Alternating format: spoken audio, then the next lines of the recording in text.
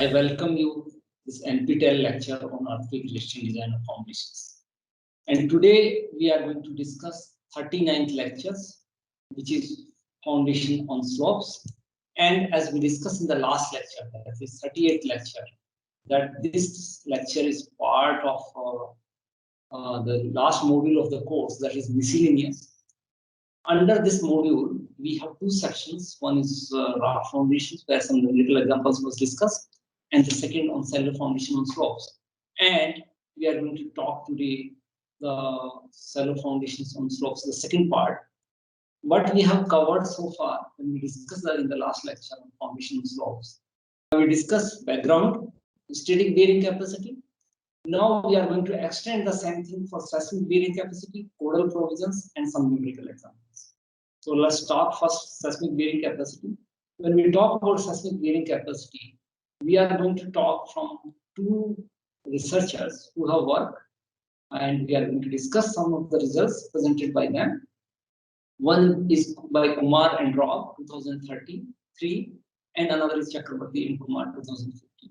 So here Kumar is this author, Professor Jayant Kumar at IIT Bangalore, who has done nice work in this area. And his work and his research teams. So this work is coming from there, and we are so this is acknowledged. And what I'm going to present is from the results taken from these papers. So what is here? What the Kumar and Rao in 2003 studied the bearing capacity of footing on the slopes. And what they have found, that an increase in the magnitude of alpha S, that is basically alpha H is nothing but here the horizontal seismic coefficients, brings an appreciable reduction in all the bearing capacity factors, and the magnitude of the bearing capacity factors decreases further with increase in ground inclination. So there are two issues now here when we discuss with the bearing capacity. One thing, the slope, which was coming even when we considered the static bearing capacity, the effect of slope was discussed earlier also. So the effect of beta, which is the slope angle, has been discussed earlier too. But the effect of alpha H was we are discussing now first time. So let's discuss the first effect beta again, review it. These charts are for NC.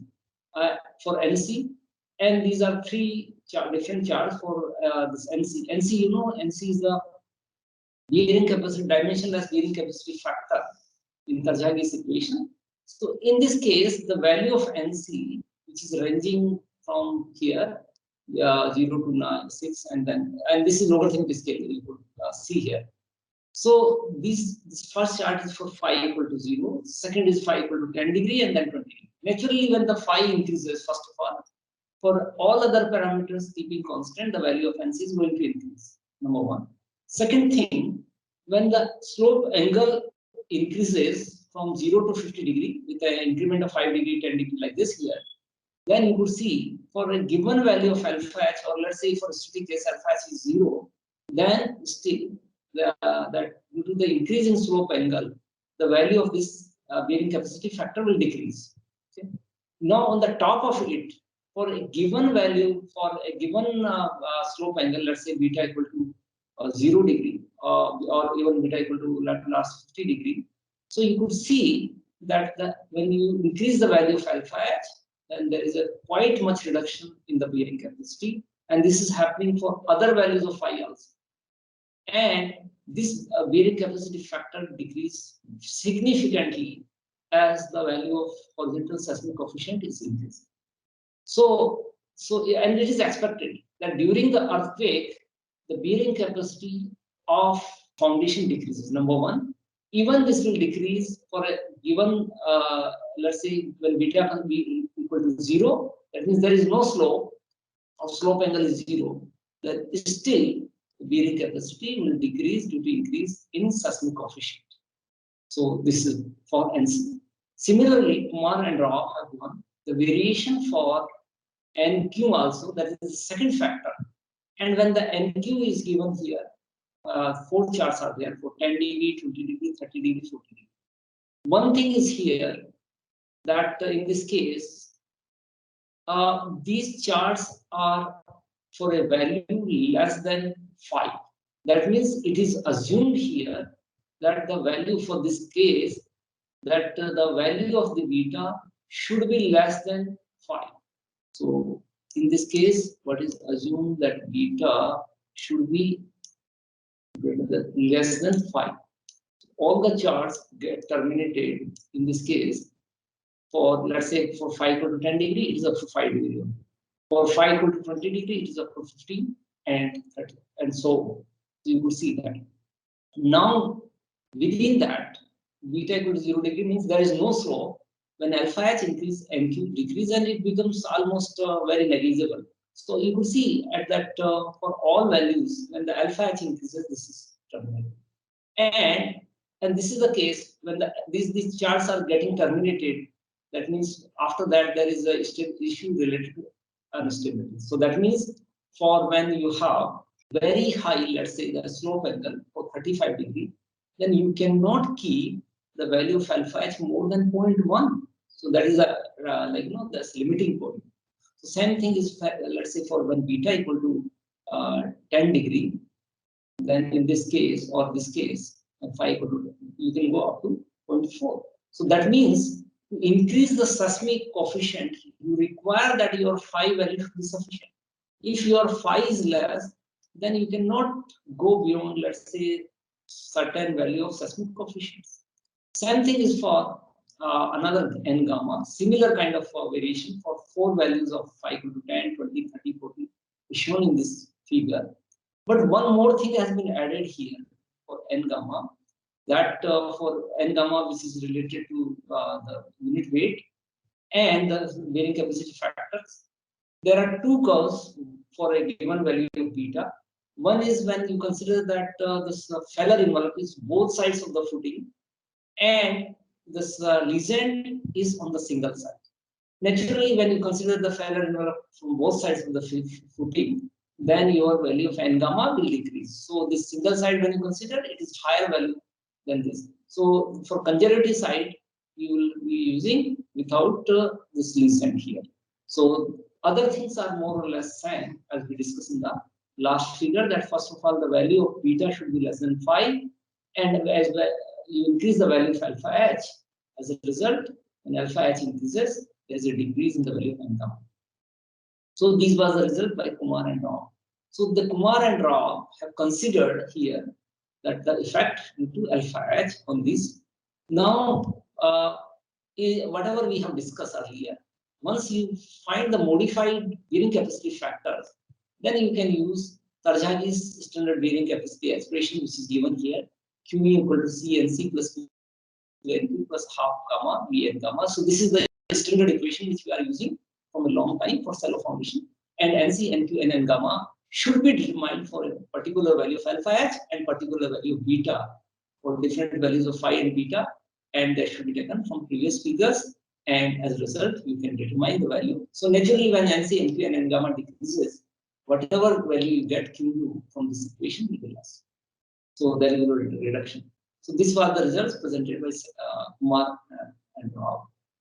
Now continue with that. Another work was done by Chakraborty and Kumar in 2015, and this was earlier factors, given seismic factors for frontal slope using the method of stress characteristics.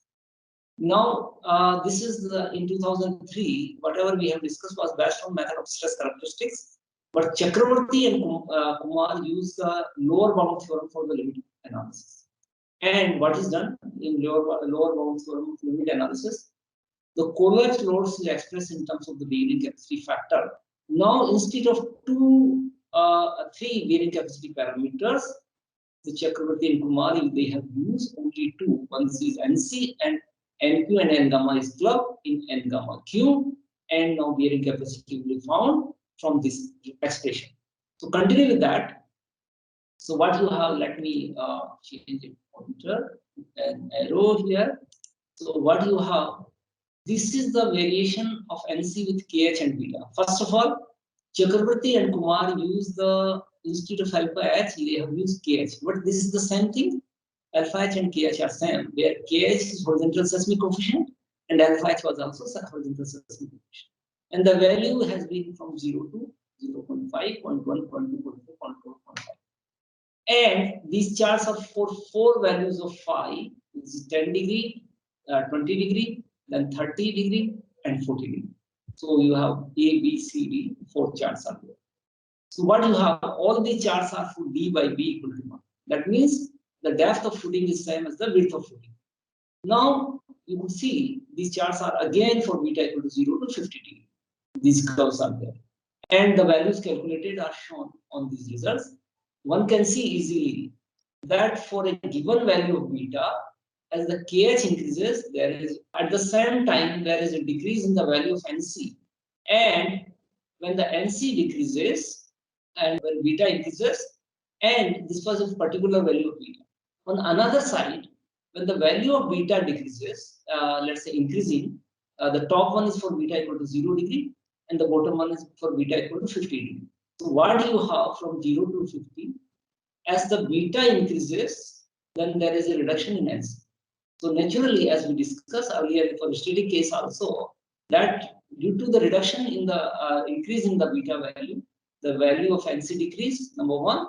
Number two, that NC also decrease when the value of KH decreases. So this result is similar, but the trend is similar to what we have observed, but this is based on lower bound theorem, and naturally the values are different. So the trend of the results are same. So this was the case for NC. Now going to this N gamma Q, which is again this curve is for 10 degrees, so it is up to 5 degree only, and so on. This is for 10 degree, 20 degree, 30 and 40. So you could see the trend is still same as seen observed earlier, and with the here on the it is on the log scale. So N gamma Q values are varying with beta and KH. So when the beta increases, this decreases as well as with the KH. So this was by Chakraborty. Now let's discuss what is the provision given for IS codes by the codal provisions. We are going to discuss 2 codal provisions. One is from Indian Standard Code 1904, published in 1986, and Eurocode 8 Part 5, which is published in 1998. So what this says about for the design of foundation on the slopes. So let's discuss first Indian Standard Code. So Indian Standard Codes put some limitations that when you design your footings for the slopes or on the hilly areas, then in that case some restrictions are there. And what is said here, that the depth of the footing shall be such that the difference in footing elevations shall be subjected to the following limitations. And what are the limitations? First, when the ground surface slopes downward adjacent to a footing, the sloping surface shall not intersect a frustum of bearing material under the footing having sides which make an angle of 30 degrees with the horizontal profile. So you could see in this figure, it is, let's say this is footing, single footing on the slope, and this is the lower edge. If I draw a line at an angle 30 degrees with the horizontal here, and then this line should not match, should not cross the slope. That means this either one way, that they should be parallel to each other, or they should be diverging. They should not be converging. That means they should be going away from each other. They should not be coming towards each other. So this is the condition. That means this is the location of the footing should be such that this line doesn't cross each other. The second thing, the horizontal distance from the lower edge of the footing to the sloping surface, that is this distance, should be at least 60 centimeters, 600 mm for the rocky side, or 900 mm for the soil sides. So if you are not sure whether it is soil and rock, so try to keep it at least 900 mm, 90 centimeter, which is about 3 feet from the slope to the lower edge of the footing. So this is the first condition prescribed by Indian Standard Code. The second one, if you have a number of footings, you have 2 footings, and in that case, this requirement are different for granular soils and clay soils. In case of granular soils, a line drawn between the lower adjacent edges which shall not have a steeper slope than 1 vertical to 2 horizontal. So you have like you have here this line which is adding the 2 lower edges of the footing then this slope should not be more than 1 to 2. But in case of clay, then you will connect this lower edge and the upper edge. Then it is expected that this slope, which is lower expected than this one, earlier one, but still its value should not be one vertical, should not be more than 1 vertical to 2 horizontal. So this line, black line, is for granular soils, while the red line is for clay soils. So this is a requirement when you have 2 footings on the slopes, adjacent footings, which are at different level. This is at one level and another. Continue with this. Now there are landslip areas also in the hilly areas, and this Indian Institute course prescribes some that guidelines. And what are those? The construction of a structure on slope which are suspected of being unstable and are subject to landslip shall be avoided. Number 1. On sloping ground on clay soils, there is always a tendency for the upper layers of soil to move downhill, depending on type of the angle of slope, climatic conditions. In some cases, the uneven surface on the virgin ground will indicate that the area is subjected to small landslip.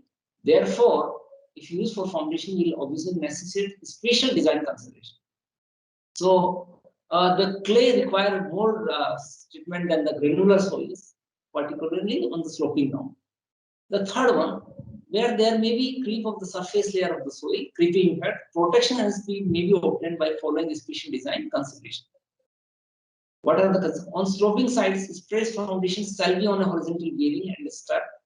At all changes of levels where there is a change in the level, they shall be lapped at the step for a distance at least equal to the thickness of the foundation or twice the height of the step. So whichever is greater. Here, the step shall not be of greater height than the thickness of the foundation.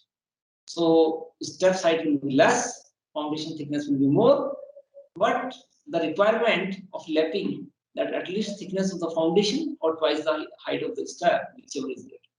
Then the next requirement is, if you are cutting and excavating or sloping ground near and below foundation level may increase the possibility of shear failure of the soil. So cutting, excavation, they will increase of chances the shear failure. And in this case, the foundation shall be well beyond the zone of such shear failure. Next, if the probable failure surface intersect a retaining wall or other structure, the latter shall be made strong enough to resist any unbalanced thrust. In case of doubt to the stability of the natural slopes or cutting, the structure shall be kept well away from the top of the slopes, or the slope shall be established. Then next, cutting and excavations adjoining foundation reduce stability and increase the likelihood of differential settlement. Their effect should be investigated not only when they exist, but also when there is possibility that they are made suspended. Where there is structure to be placed on sloping ground, additional complications are introduced, and the ground itself, particularly if of clay, may be subjected to creep or other forms of instability, which may be enhanced in the same direction the ground surface. If the slope of the ground is large, the overall stability of the slope and substructure may be affected, and these aspects should be carefully investigated. All these issues have been already given in IS code 1904. So if you have a copy of that, you can go through that, or otherwise you go from here. Now these slides was related to the IS Indian Institute code 1904. Eurocode 8 part 5, which is published in 1998, also put some requirement. General expression is that the stability against seismic bearing capacity failure of a self-stood footing resting on the surface of homogeneous soil may be checked by relating the soil strength, the design action effect at the foundation level, and the inertia forces in the soil. For purely cohesive soil, if what are the requirement, particularly if you want to have this what is called the ultimate bearing capacity. So that is for purely cohesive soil or saturated cohesive soil, the ultimate bearing capacity under a vertical concentric load, which is denoted Nmax. Nmax is here typically low. N is looks like a number, but Nmax is denoting here vertical bearing capacity, and this can be found from this relation. But this will be applicable for cohesive soil. Pi plus 2 C bar divided by gamma m into B. Where C bar? This is C bar actually. So this is C bar. Where C bar is the underhead shear strength of soil. So which could be only Cu for cohesive soil, or the cyclic underhead shear strength tau Cy U for cohesionless soil. And gamma m is the partial factor for material properties, and V is the width of the protein. So gamma m will not have any unit. So the unit of Nmax will be C bar into V, which is basically force per unit length or kilonewton per meter. So this will give you ultimate load for per unit length. Now this was the case for positive soils. The Eurocode suggests for purely cohesion-less soils, that is granular soils, when you consider dry cohesion-less soils or for saturated form without significant pore pressure building. If you have dry, fine. If you have saturated, then there should not be built-up of pore pressure. The ultimate bearing capacity of foundation under a vertical concentrated load Nmax is given by this relation, where half into rho c, where rho is mass density, g is the acceleration due to gravity, 1 plus minus AV by g, v square into n gamma, where AV is the vertical ground acceleration due to seismic excitation, and V is the width of the foundation, and gamma is the bearing capacity factor, which is a function of the design angle of the shearing resistance of soil, that is phi dash. So this was about some of the things which is prescribed by Europe. Now let's discuss some numerical examples. We are going to talk about two numerical examples. One is for saturated clay, another is for granular soil. And these examples are for static case. Yeah, of course, it can be extended for seismic case also. So the first example is in this question, which is shown a continuous foundation on the top of a saturated clay slope. So what you have here, this is foundation, and this foundation is not on the face of the slope, rather it is on the top of slope. And what is asked, estimate the ultimate bearing capacity by Merow's method and Hansen and Basics method. So first, let's say using Merow's method. In the first case, Merow's method's ultimate, because it is said here, it is saturated clay. So that means only the first term C and CQ will be applicable, because others N gamma and NQ will be 0. So in this case, Merow's case, N gamma Q will be 0. So as a result, Q is given, ultimate bearing capacity is simply given from this relation. Now, to find the value of NCQ, we need to use the chart which is given by Merow, and we need to have some parameters. First of all, for the given data, df by v, you could see df is 1.5, v is 1.5, so it is simply 1. v by v, v is the distance from this angle to the face of the footing, which is 0. So v by v is 0. And since height of the slope is 7 meters, while width is 1.5 meters, h by v is greater than 1. So we can use that stability number ns equal to 0. So let's use the chart for Merow, which gives the value of NCQ for a given value of phi, and phi is given 0 here. Sorry, for given value of NCQ for given value of the angle of slope. So this is here. So here what you could see, that NCQ is given here, while on the x-axis you have b by b or b by h, because ns is 0, so b by b is already 0. So we need to use this when b by b equal to 0. And from this chart, you need to pick up a line for df by b equal to 1, and phi is given, sorry. So here df by b equal to 1, b by b equal to 0, and ns equal to 0. So with this, what you have? So because beta is given 30 degree, beta is slope angle, which is given to you 30 degree. So when beta is given 30 degree, the dotted lines is for df by b equal to 1. This is the line here. And for this line, we pick up 30 degree and df by b equal to 1. So we will be using this line, but when b by b equal to 0, then this line gives you the value here about 6.5. So 6.5 is the value of NC from this NCQ, and 49 is given to you C, value of C, 49 kilopascal. So simply when you multiply, then you get 318.5 kilonewton per meter square, or you can say this is basically kilopascal. Okay. Then going to this, if we use the Hansen and Basic method, then Hansen and Basic method, we already discussed in the theory that ultimate bearing capacity, this is the CNC part, this is gamma df and q, and this is gamma b and gamma. So this, when you combine, so when you put the numbers here, Hansen and Basic, but beta is given to you minus twice into beta. Beta should be in terms of radian, pi by 180 into 30 dB. The value of C is given 49, so sorry, this typing is somewhere.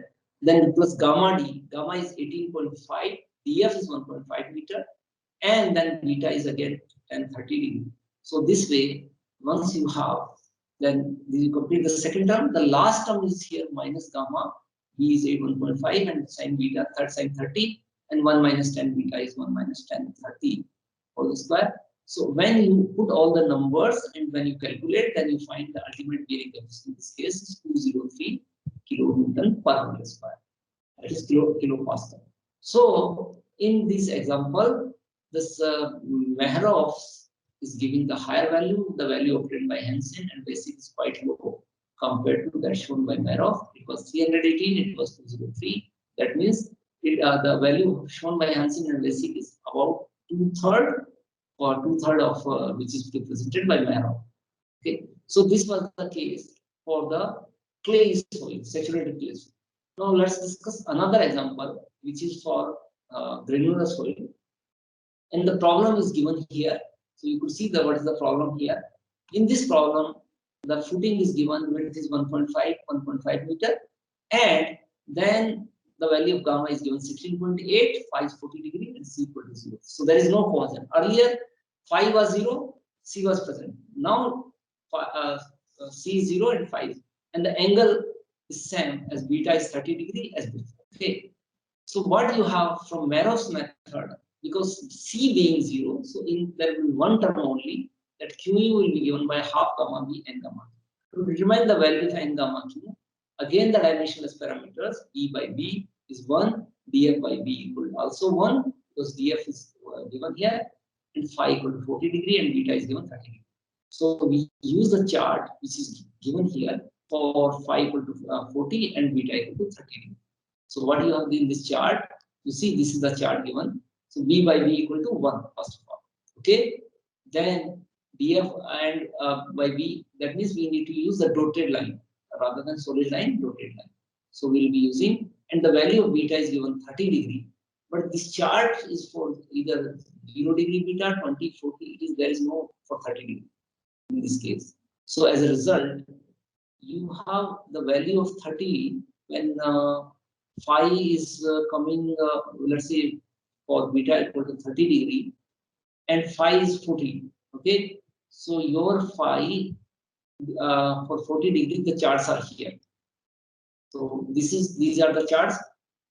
These all three lines are for basically phi equal to 40 degree, and we need to use the dotted line also, not solid line. This solid line is for phi equal to 40 degree. So 1, this is for beta equal to 0, this line is for beta equal to 20, and this is 40. So because there is no curve for beta equal to 30, so we pick up the value for 20 and 40, which is about 110, and this is about 70 here. So because it is on the log scale, you need to understand it is on the log scale. So 70 plus 110 divided by 2 will be the average value here, which is shown here. So this is the value of n gamma Q will be 180 divided by 90 multiplied by this factor. So you got 1134 kilonewton per meter square, that is kilopascal. Then you use the Mehrov's method. Now coming to Saran and Handa's method and using this dimensionless parameter. First of all, see that C equal to 0, so we don't require NC. We require NQ and N gamma in Saran and Handa's method, and the value of phi equal to 40 and beta equal to 30. So we use this phi equal to 40 degree, that means first column, and beta is given 30. So beta is 30 here, okay, and this is the case when dF by B is also 1 and B by B equal to 1. So the value of N and this NC NQ and this N gamma is 131.34. Similarly, NQ for when B by dF by B equal to 1 and this 1 and this is 28.3. So we pick up from the tables which is given by Saran, Seat and Handa and use the equation for the bearing capacity, two terms. So this is the ultimate bearing capacity. But the second method is Q N Q plus half gamma B N gamma. And this is what you get B by B equal to 1 for these values. This values is already read out. And you put all the numbers here, Q, NQ, and half 16.8 is gamma into B into N gamma. So you end up in the value 2368 kilonewton per meter square. 2000, that means the ultimate bearing capacity 2368 kilopascal. Now, last method, that is the stress characteristic solution. In case of a stress characteristic solution, the ultimate bearing capacity is simply given by half gamma B and gamma Q, where N gamma Q can be found from this chart. And this chart, we need to pick up a line for B by B equal to 1, that is the solid line, and phi equal to 40 degrees. So out of these two lines, you collect the solid line, and for beta equal to 30 degree, you read. So this comes somewhere beta equal to 30 degree, and this is the case here. So once you raise here, so you will come up somewhere. So this value is more than 100, and gamma Q is about 110. So once you put this number, then you get 1386 kilonewton per meter square, the ultimate bearing capacity. So if you compare free bearing capacity, it was 1134. Then you have 2368, 1386. That means the Marov solution is giving the least value in this case, and Saran and Honda is giving the almost double than the Marov, and the intermediate is given by this stress characteristic solution. So this is complete the numerical examples for both clay as well as granular soils, and these are some of the references which are used here. The Chakraborty and Kumar's paper in the International Journal of Geomechanics, book by Brajan Das from Cello Foundations, Eurocode, IS Code, and Kumar and Ross. And with that, I thank you very much for your kind attention.